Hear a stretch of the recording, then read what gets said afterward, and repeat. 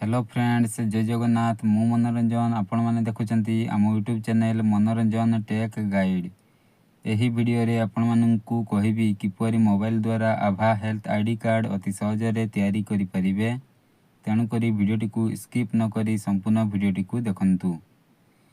Video start करने पूर्व आपण मैंने जदि यही चैनल को प्रथम थर देखुंत ताहले आपण माने आम चैनल टी को सब्सक्राइब कर दियंतु और पाखरे थिबा घंटी बटन उपरे क्लिक करी ऑल रे सेट कर दियंतु, जहा फल रे आम यूट्यूब चैनल रे अपलोड करा जाउथिबा वीडियो नोटिफिकेशन सर्वप्रथमे पाई परिबे। हेल्थ कार्ड तैयारी करिबा पई सर्वप्रथमे आपण माने गूगल किंबा क्रोम ब्राउजर टी को ओपन करंतु। ब्राउजर टी ओपन हो सारा परे सर्च बार रे आभा हेल्थ आईडी लिखी सर्च करंतु।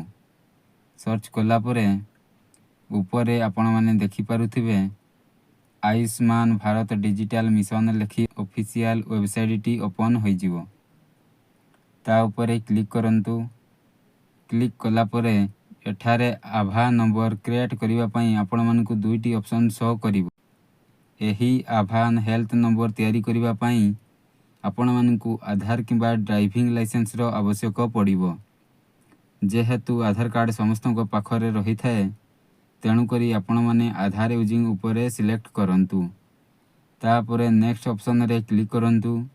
क्लिक कला परे एठारे आपणकर आधार नंबर टिकु दियंतु एवं एठारे थिबा आई एग्री उपरे क्लिक करंतु। एठारे दिया जाइतिबा कैप्चा मैथ रो आंसर टिकु एठारे लिखि नेक्स्ट उपरे क्लिक करंतु। नेक्स्ट उपरे क्लिक कला परे आपणकर आधार रे जो मोबाइल नंबर लिंक होईची सही नंबर को गोटे ओटीपी आसीबो। सही ओटीपी को एठारे फिलअप करंतु। ओटीपी फिलअप कर सारा परे नेक्स्ट उपरे क्लिक करंतु। क्लिक कला परे एठारे आपणकर आभा हेल्थ कार्ड टी क्रिएट होई आसी जिवो। वीडियोटी को शेष पर्यंत देखिथिबारु धन्यवाद।